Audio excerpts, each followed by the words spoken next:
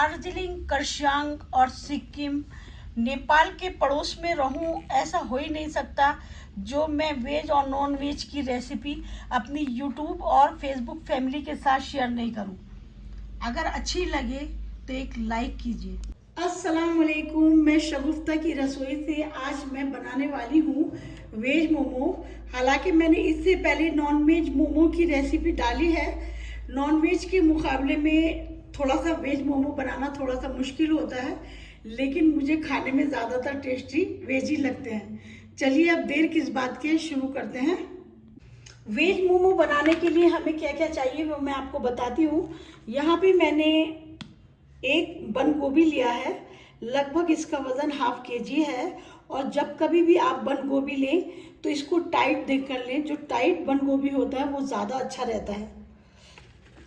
और यहाँ पे मैंने 3 पीस गाजर लिया है, ये भी वजन में ½ kg है।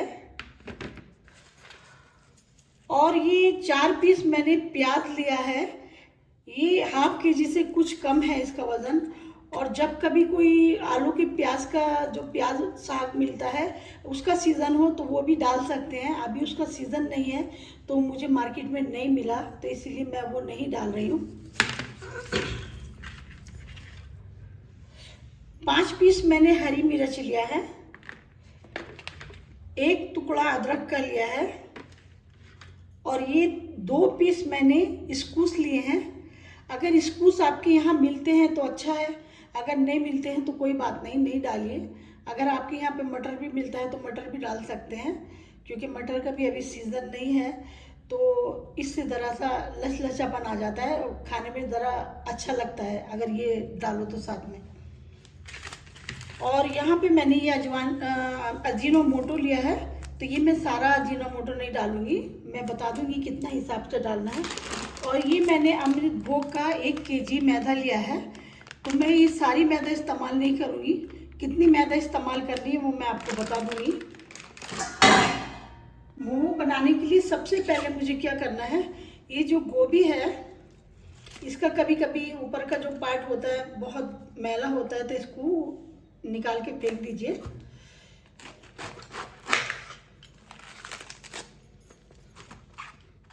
मैं इस तरह से कोई ऐसा बारीक किस्म से नहीं काट रही हूँ, क्योंकि मुझे अभी इसको धो के चॉपर में करना है। इस तरह से देखिए।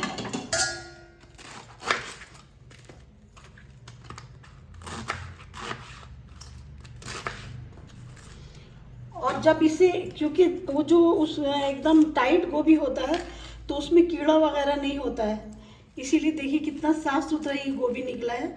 और जो एकदम नरम गोभी होता है खास करके उसमें देखिए आप ज़्यादातर कीड़े होते हैं और जो गंदोले होते हैं तो वो रहता है उसके अंदर, तो इसीलिए हमेशा टाइट गोभी देख कर ही लेना चाहिए। देखिए ये सारा गोभी मैंने काट लिया है। अब मुझे क्या करना है, इसको एक बार अच्छे से धोना है।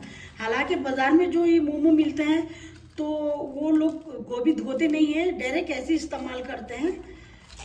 और वो बेचारे धोंगे भी कहाँ तक, इतना इतना जब गोभी होता है तो कैसे धो सकते हैं। घर में बनाने से यही फ़ायदा है कि हम लोग अपने घर में साफ़ सुथरी चीज़ खा सकते हैं जो हमें नुकसान भी नहीं दे। आपने अक्सर देखा होगा बाज़ार में कभी कभी खाते में रेता भी आ जाता है, तो वजह यही होती है कि वो लोग नहीं धो पाते हैं।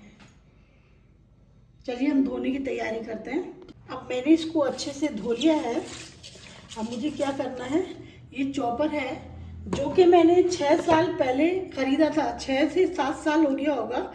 ये हेलिटॉन का है, ये बहुत अच्छा निकला ये, क्योंकि शायद मेरे एक ही हाथ पे है ये। कम से कम भी मुझे 6 से 7 साल हो गए इसको इस्तेमाल करते हुए, माशाल्लाह आज तक वैसे का वैसे ही है। तो मुझे आप इसमें चॉप करना है ये इस तरह से।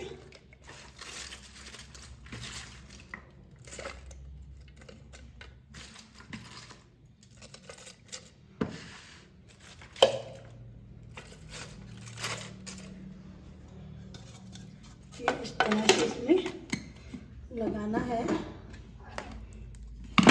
ये बहुत ही अच्छा चॉपर निकला। चलिए अब इसको पीसने की तैयारी, इसको चॉप करने की तैयारी करते हैं। 2 मिनट भी नहीं लगा, ये सारा का सारा गोभी एकदम अच्छे से चॉप हो गया है।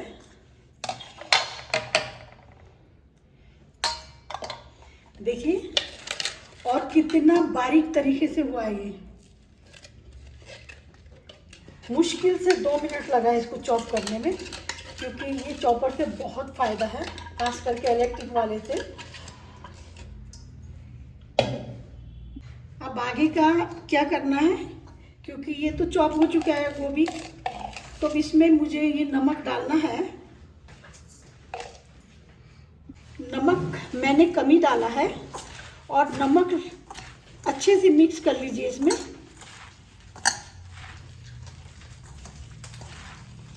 इस तरह से खूब अच्छे से मलिए, और देखिए कितना बारीकी से पिसा है, सॉरी चॉप हुआ है। शायद हम लोग 1 घंटे तक बैठ के करेंगे तब भी इतना बारीकी से नहीं चॉप हो पाएगा। अब इसमें नमक अच्छे से मिल चुका है। अब यहाँ पे मैंने आटा छानने वाली छन्नी लिया है, क्योंकि इंशाल्लाह अगली दफ़ा आऊँगी तो यहाँ के लिए गैंटू के लिए एक छन्नी लेके आऊँगी। तो अभी फ़िलहाल तो मैं ये आटा वाला छन्नी इस्तेमाल कर रही हूँ। तो इस तरह से मैं यहाँ पे सारे गोभी को मैंने इस तरह से डाल दिया है, क्योंकि जो इसमें नमक लगाया है ना, वो एक्स्ट्रा पानी जितना होगा इसका सारा निकल जाएगा। और इसको ऐसी जगह में रखिए जो इसका पानी अच्छे से निचड़ जाए, एक्स्ट्रा पानी इसमें, क्योंकि वो पानी फिर फेंकना नहीं होगा, हमें काम में इस्तेमाल में लेना पड़ेगा। इस तरह से मैं छोड़ देती हूँ। अब आगे की तैयारी करते हैं। उधर मैंने गोभी रख दिया है एक्स्ट्रा पानी निकलने के लिए। अब ये जो हरी मिर्च है, क्योंकि मुझे इसको भी चॉपर में करना है, चॉप करना है, तो अब ये जितना गाजर और ये सारा है तो ये भी चॉपर में निकालना है करके।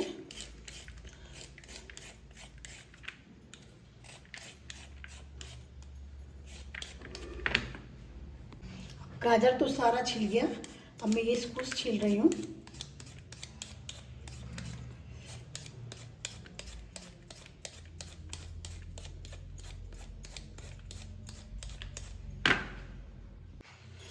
अब मुझे प्याज छीलनी है।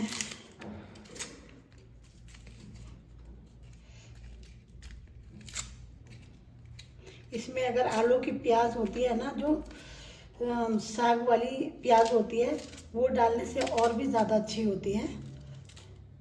मोमो और ज़्यादा टेस्टी होते हैं उससे। सारी सब्जी मैं छील चुकी हूँ, और मैं ये क्यों दिखा रही हूँ मैला, क्योंकि अक्सर मैंने देखा है ज़्यादातर कि आगे की तैयारी शुरू हो जाती है, जो मैला पड़ा हुआ होता है, जो चिकन, वो ऐसे ही रखे रहते हैं, और वो आगे अपना कटिंग करना सब कुछ करते रहती है। तो और सबसे मेन तो क्या है, प्याज छीलने के बाद से सबसे पहले प्याज की चिक्कल उठा के एक बंद थैली में करके फेंक देना चाहिए, क्योंकि ज़्यादातर प्याज की जलें होती हैं जो आँखों में जाके लगती हैं। इसी वजह से मुझे दिखाना पड़ रहा है। आप कटाई बाद में शुरू कीजिए, उसकी कटिंग बाद में कीजिए, पहले उसका जितना भी छिलका है उसको डस्टबिन में उठा के फेंक दीजिए।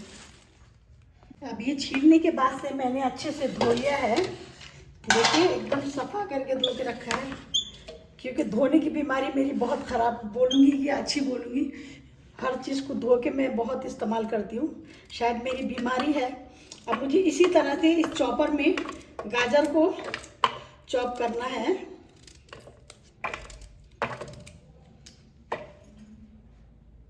और हरी मिर्च और अदरक भी मैं इसी के साथ डाल के चॉप करूँगी इस तरह से।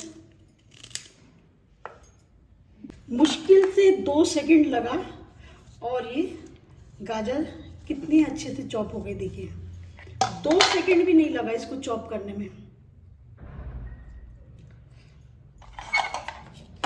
हम हाथ से कर सकते हैं ऐसे चॉप, नहीं कर सकते। अब मुझे क्या करना है, ये जो मैंने नमक मिला के रखा था गोभी में, तो मैं इसमें नमक मिक्स नहीं करूँगी।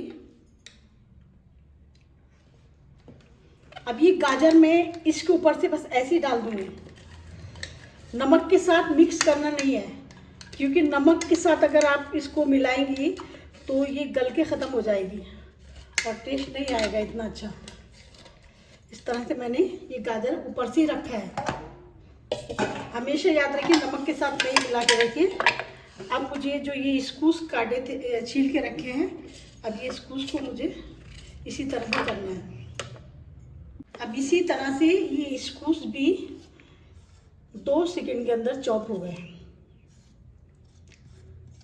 कितना अच्छी अच्छी चीज़ें हमारे लिए बनाई हैं, लेकिन फिर भी हम लोगों को टाइम नहीं मिलता है, हमें फुर्सत नहीं है। और इसको भी इसी तरह से ऊपर में डालना है, नमक में नहीं मिलाना है,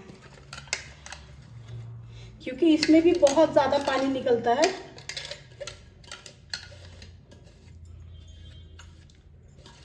ये सब्ज़ी एक ऐसी है, किसी को अगर डायबिटीज़ है और उसको ज़्यादातर पेशाब का प्रॉब्लम होता है, तो ये सब्ज़ी खाने के बाद एकदम यूरिन बिल्कुल क्लियर होता है। और ये जो इसके अंदर से बीज निकला है, तो इसको मुझे फेंकना नहीं है, इसको भी मुझे काम में लेना है। तो जहाँ पे जो एक्स्ट्रा ये पानी निकल रहा है, तो यहीं मैं डाल के रख दूँगी। मैं आपको बाद में बताती हूँ मुझे किस काम में लेना है। अब प्याज भी इसी तरह से मुझे निकालना है चॉप करके। इसीलिए तो मैं बोलती हूँ इसमें वेज मोमो में मेहनत बहुत है, नॉन वेज में तो सिर्फ प्याज काटना पड़ता है। अब ये प्याज भी इसी तरह से चॉप हो गई है। अगर ये चॉपर नहीं हो और अगर हाथ से काटा जाए तो शायद और भी ज़्यादा मुश्किल हो जाता है इसका वेज मोमो बनाने का।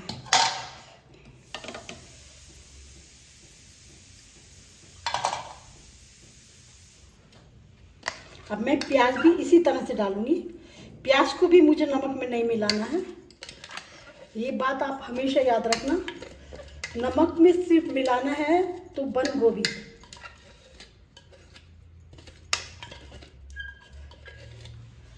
अब इस तरह से लगा के मैं अभी आधी घंटे के लिए इसको ऐसे ही छोड़ देती हूँ, जब तक इसका पानी अच्छे से, जो एक्स्ट्रा पानी है, नीचे नहीं आ जाए। और वो पानी भी मुझे फेंकना नहीं है। किस काम में लगाना है आप आखिर तक रहिए, मैं बताती हूँ आपको। उधर मैंने सारी सब्जी रख दी है एक्स्ट्रा पानी निकलने के लिए। अब मुझे क्या करना है आगे की तैयारी। अब यहाँ पे मैंने एक बोल लिया, यहाँ पे अब मैं मैदा डालूंगी। लगभग ये ½ kg के आसपास ही मैदा है, ये आधी मैदा मैंने रोक दी है। और 1 चम्मच नमक डाला मैंने। और मुझे ये जो आपका रिफाइन है फॉर्चून का, आप रिफाइन कोई सा भी इस्तेमाल कर लीजिए, कोई ऐसा बात नहीं, लेकिन इसमें सरसों का तेल नहीं डलेगा मैदा में। रिफाइन जो भी हो डाल सकती हैं आप, देसी घी भी डाल सकती हैं, ऐसा बात नहीं है। क्योंकि ये रिफाइन या देसी घी हो इसीलिए डाला जाता है क्योंकि ये भाप से बनते हैं। और अगर इसमें रिफाइंड नहीं डाला जाएगा तो वो एकदम सूखे सूखे हो जाते हैं। इस तरह से मुझे थोड़ा सा डालना है, ज़्यादा नहीं डालना है, क्योंकि वैसे भी मेरे बेटे को नुकसान करता है। और इस तरह से मुझे मैदा को अच्छे से रिफाइन के साथ मिक्स करना है।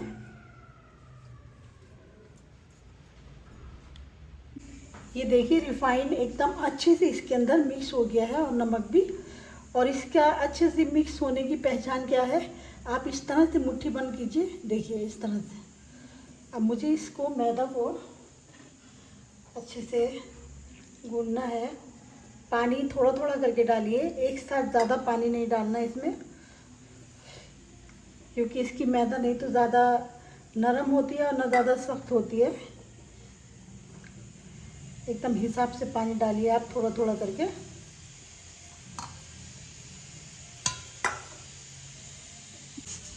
ये देखिए मैंने यहाँ पे 1 कटोरी पानी लिया था, जिसमें इतना पानी बचा हुआ है, क्योंकि पानी हमेशा हाथ रोक रोक के डालना चाहिए।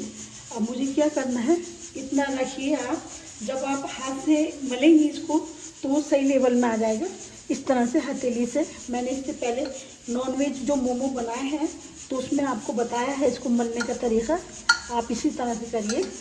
अगर इस तरह से नहीं हो तो आप थोड़ा थोड़ा ऐसे करके हाथ से करके भी कर सकते हैं। मैं दिखाती हूँ आगे। देखिए ये मैदा अब अच्छे से हो चुकी है, अच्छे से गूंद चुकी है। और देखिए इसकी सब कनी भी।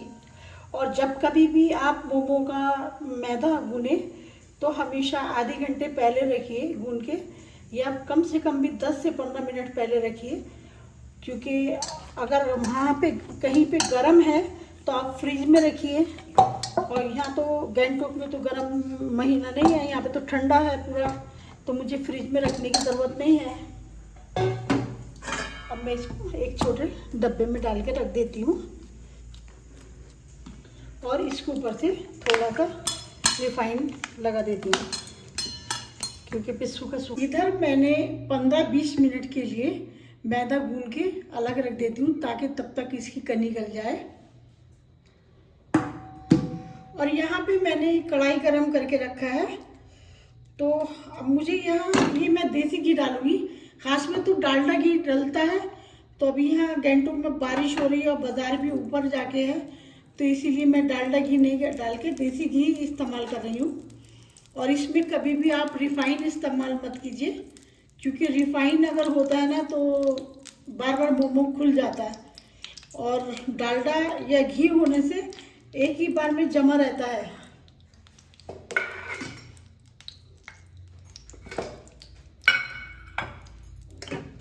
इधर मैंने ये जो था, देखिए इसमें पानी काफ़ी निकला है, इसका एक्स्ट्रा पानी सारा निकल चुका है, क्योंकि मैंने ये आधे घंटे के लिए ऐसे ही छोड़ दिया था।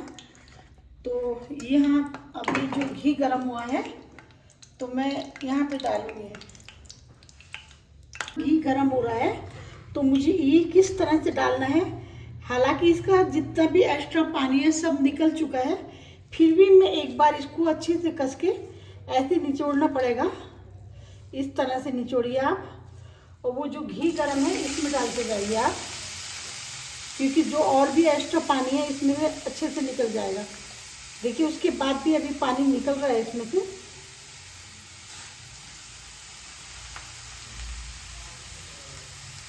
गैस मैंने एकदम कमती कर दिया है।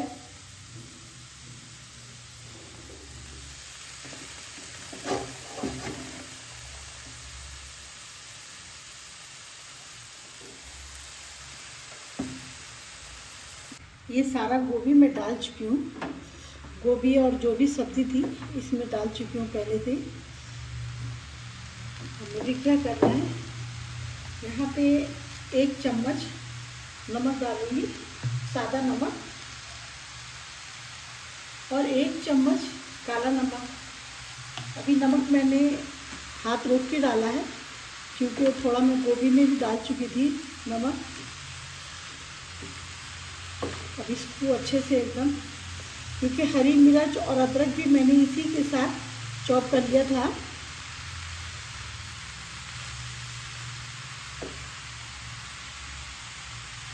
ये घी में डालने के बाद इसको अच्छे से कोई गलाना नहीं है, बस इतना हो जाए जो इसका पानी खुशक हो जाए और घी इसमें अच्छे से मिक्स हो जाए।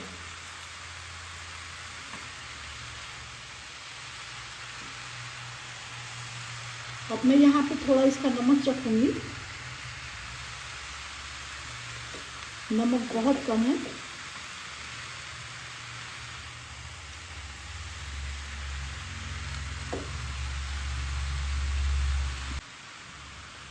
अब इसका पानी अच्छे से खुशक हो रहा है। अब मैं यहाँ पे आधा चम्मच से भी कुछ कम ये अजीनोमोटो है यहाँ पे डालूंगी, और ये थोड़ा धनिया पत्ता भी डालूंगी। हालांकि धनिया पत्ता मुझे अभी बाद में भी डालना है।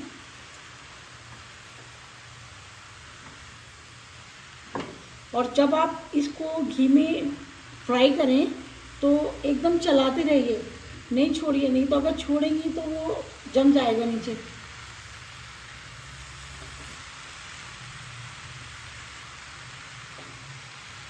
इस तरह से आप चलाते रहिए। देखिए ये अब अच्छे से हो चुका है, इसमें एकदम अच्छे से इसमें घी मिक्स हो चुका है। और कुछ नमक कम था तो मैंने यहाँ पे 1 चम्मच सफ़ेद नमक और डाला है, तो अब नमक एकदम सही आ गया है। अब मैं इसका गैस बंद कर देती हूँ। और जो ये धनिया पत्ता है, मैंने 1 मुट्ठी भर के धनिया पत्ता लिया था, तो यहाँ पे मैं धनिया पत्ता और डालूँगी।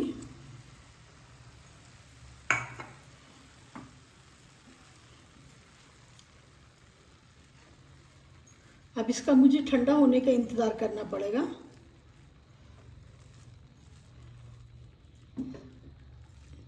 इस तरह से मैं इसको फैला के रख देती हूँ ताकि जल्दी ठंडा हो जाए। होने को तो यहाँ पे ठंडा है गैंगटॉक में, तो जल्दी ठंडा हो जाएगा।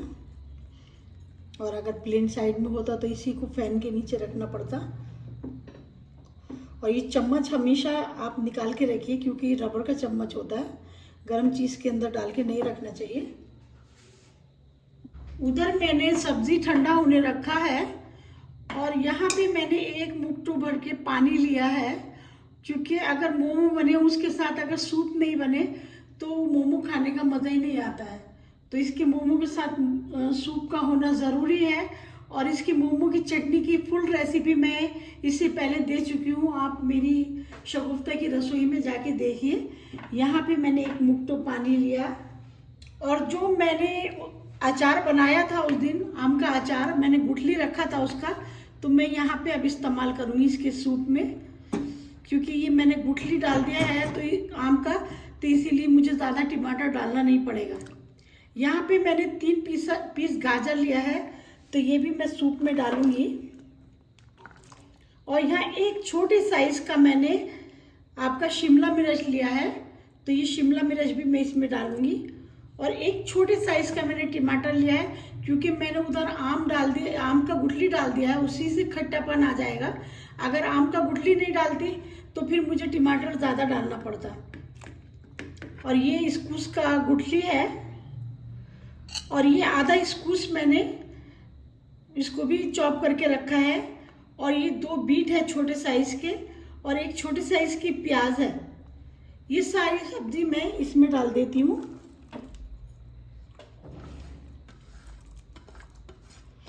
अभी जब ये पकेगा तो पकते पकते एकदम कम हो जाएगा ये।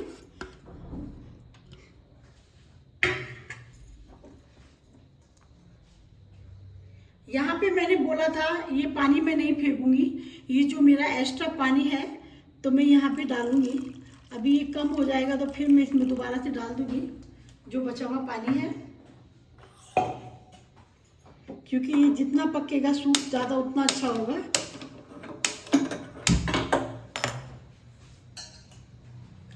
इसके जो एक्स्ट्रा बीज हैं वो भी मैं इसमें डाल देती हूँ। और ये जो बचा हुआ पानी है जब कम हो जाएगा इसमें तब मैं इसमें डालूंगी। थोड़ा पानी बचा है। और ये 5-6 पीस मैं इसमें दरदरा करके डालूंगी। ये गोल मिर्च मैंने पीस ली है, अब मैं यहाँ पे डालूंगी। ये पकते पकते एकदम पानी नीचे सूख जाएगा। अब यहाँ पे मैं 1 चम्मच सादा नमक डालूंगी, 1 चम्मच मैं यहाँ काला नमक डालूंगी। और ख़ास में तो सूप में आप जो भी सब्ज़ी डाल सकती हैं, हरी सब्ज़ी जो सीज़न की सब्ज़ी हो डाल सकती हैं, मटर डाल सकती हैं, साग सब्ज़ी। लेकिन अभी मेरे पास जो घर में पड़ी थी सब्ज़ी, मैंने सिर्फ उसी से ये सूप बना रही हूँ। एक दिन इंशाल्लाह ज़रूर मैं एक पूरी रेसिपी आपको दिखाऊंगी, फुल रेसिपी सूप की, उसमें क्या क्या डाला जाता है, किस तरह से और अच्छी तरह से बनाया जाता है। तो अभी तो जो मेरे घर में पड़ी थी सिर्फ मैं उसी से बना रही हूँ। और यहाँ पे छोटा सा एक बटर का टुकड़ा मैं डाल रही हूँ।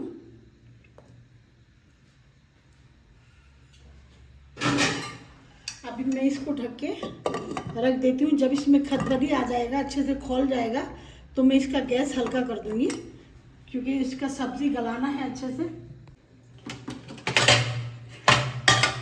इधर मैंने सूप चढ़ा दिया है।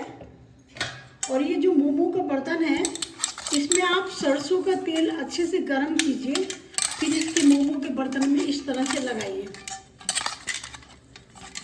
रिफाइंड नहीं लगाइए, क्योंकि रिफाइंड होने से मैदा जम जाता है। सरसों का तेल गरम कीजिए आप अच्छे से, और इस तरह से आप इसको लगा दीजिए। इधर मैंने सूप बनाने रखा है। अब मेन तैयारी अब शुरू करना है। अब मोमो बनाने की तैयारी करते हैं। और इधर देखिए ये भी ज़रा ठंडा हो चुका है, सब्ज़ी भी, सब्ज़ी अच्छे से ठंडी हो चुकी है। अब क्या करना है, ये मैदा है और मैं मोमो हमेशा बैठ के बनाती हूँ, खड़े होके मैं नहीं बना पाती हूँ। इस तरह से ये मैदा लीजिए आप।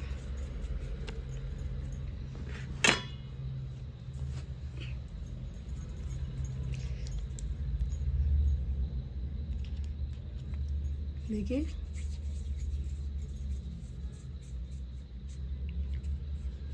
इस तरह से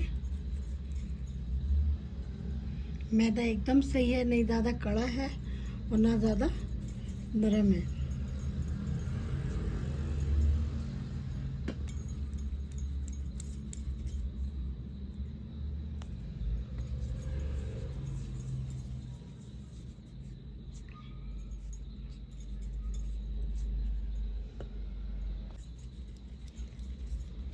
इस तरह से मैंने थोड़े पेड़े बना लिए हैं। इस तरह से फैला दीजिए आप।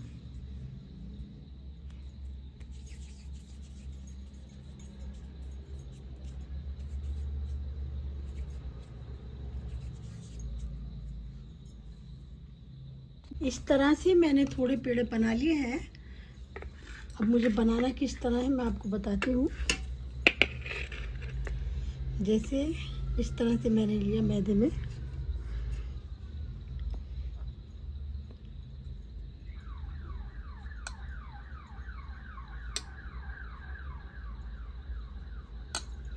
वीडियो आज थोड़ी लंबी हो सकती है क्योंकि मोमो बन रहा है ना। ये मैंने 9 पेड़े एक साथ लिए हैं बेलने के लिए। देखिए अब मैं किस तरह से बेलूंगी।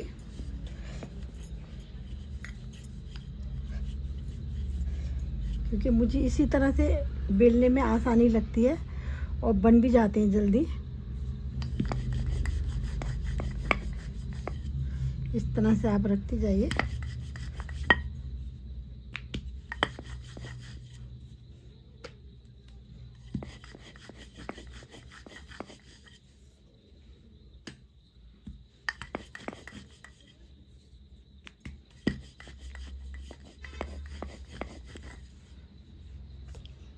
ये जो मैंने थोड़े पेड़े बनाए थे तो ये अच्छे से बेल चुकी हूँ मैं। और यहाँ पे जो ये सब्ज़ी है ये भी एकदम ठंडी हो चुकी है। तो अब इसको पहले मुझे भरने से पहले ना इसको अच्छे से आप चला लीजिए, क्योंकि इसमें जो घी रहता है, डालडा हो या ये देसी घी हो, तो नीचे बैठ जाता है। तो आप थोड़ी थोड़ी देर के बाद इसको चला के तभी इसके अंदर भरिए। अब बनाने की तैयारी करते हैं।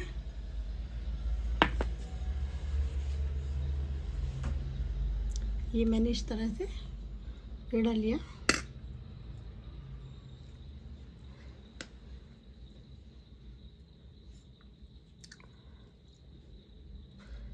देखिए इस तरह से भरा।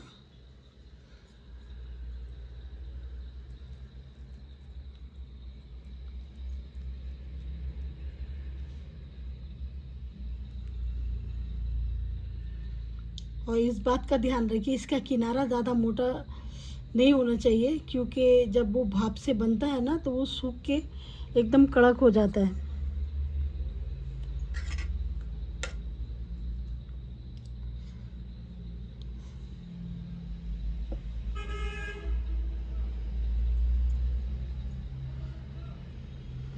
मोमो बनाने में टाइम लगता है लेकिन खाने में टाइम नहीं लगता है। लेकिन मुझे तो ज़्यादातर वेज मोमो ही अच्छे लगते हैं। मेरे बड़े बेटे को भी ज़्यादातर वेज मोमो ही पसंद है। देखिए इस तरह से बनके ये तैयार हो गया। अब यहाँ से इस तरह से मैं लगाती जाऊंगी।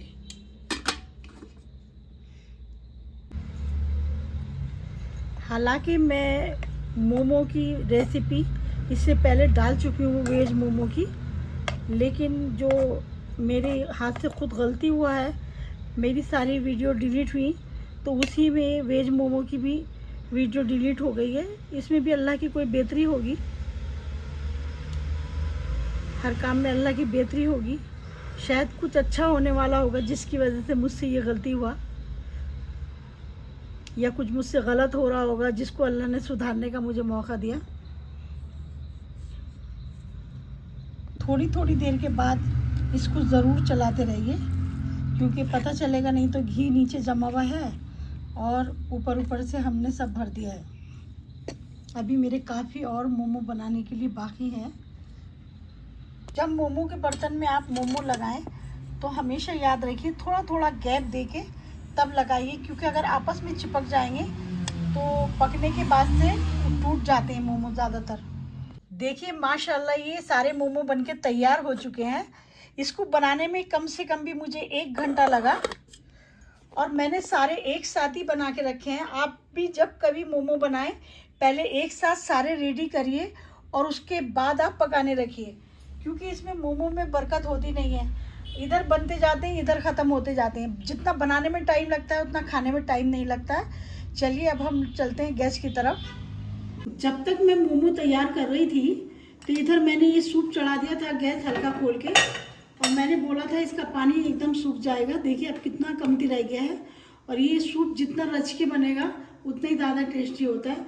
अब मुझे क्या करना है, ये जो मैंने मोमो बना के रखे हैं अब मैं यहाँ फुल गैस खोल के इसको ऐसे छोड़ देती हूँ। जब इसमें अच्छे से भाप बन जाएगी तो मैं थोड़ा मीडियम कर दूँगी इसको गैस को। देखिए इसमें अच्छे से स्टीम आ चुकी है। अब मैं इसका गैस हल्का मीडियम करके ऐसे छोड़ देती हूँ। कम से कम भी मुझे 10 से 15 मिनट के लिए ऐसे छोड़ना है ताकि अच्छे से ये पक जाए। अब ये 10 से 15 मिनट हो गए हैं। अब मैं देखती हूँ। देखिए अब माशाल्लाह मोमो बनके एकदम तैयार हो चुके हैं, एकदम तैयार हो चुके हैं। देखिए आपस में चिपक भी नहीं रहे हैं, इसीलिए मैंने बोला था थोड़ा थोड़ा इसमें जगह छोड़ के तब रखिए। सारे मोमो बनके तैयार हो चुके हैं। कलर भी चेंज हो गया है, इसका शाइनिंग दिखाई दे रहा है आपको। देखिए मोमो बनके तो तैयार हो चुके हैं, अब खाने की तैयारी करनी पड़ेगी। देखिए माशाल्लाह कितने अच्छे से बने हैं, एक भी टूटा फूटा मोमो नहीं है। मैंने 2 साइज के मोमो बनाए थे, कुछ छोटे साइज में बनाए थे और कुछ बड़े साइज में बनाए थे। और जो मैंने ये सूप बनाया था, देखिए मैंने बोला था सूप बनने के बाद से इतना कम हो जाता है ये, इसलिए इसमें पानी पूरा भरपूर डालना पड़ता है। ये सूप भी बनके रेडी हो चुका है।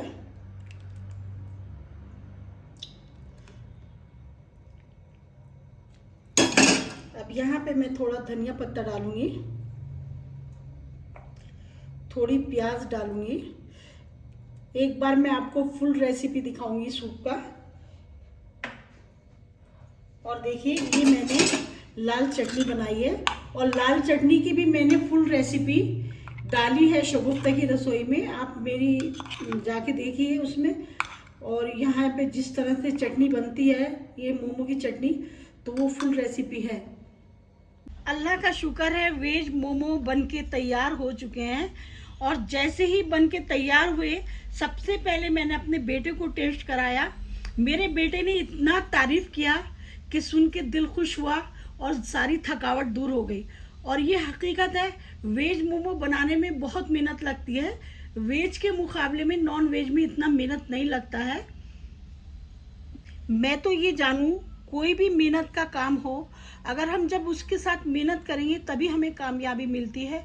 और जिसके साथ इतनी प्यारी यूट्यूब फैमिली हो और फेसबुक फैमिली हो और आप लोगों का प्यार मेरे साथ हो, तो मेरे लिए हर मुश्किल काम भी आसान लगता है। शायद मेरे बेटे के साथ आप भी बैठकर खाते तो इसी तरह से शायद आप भी तारीफ करते। इसी बात पे एक लाइक तो बनता है। और रेसिपी अगर अच्छी लगी तो प्लीज़ लाइक कीजिए, शेयर कीजिए, सब्सक्राइब कीजिए। और मैं आपको दिखाती हूँ, देखिए कैसी क्रीमी क्रीमी बनी है। देखिए माशाल्लाह बहुत अच्छा मोमो बने हैं। और आप लोग भी ज़रूर ट्राई कीजिए और अपनी फैमिली को बना के खिलाइए। कमेंट में लिख के ज़रूर बताइए कैसा लगा।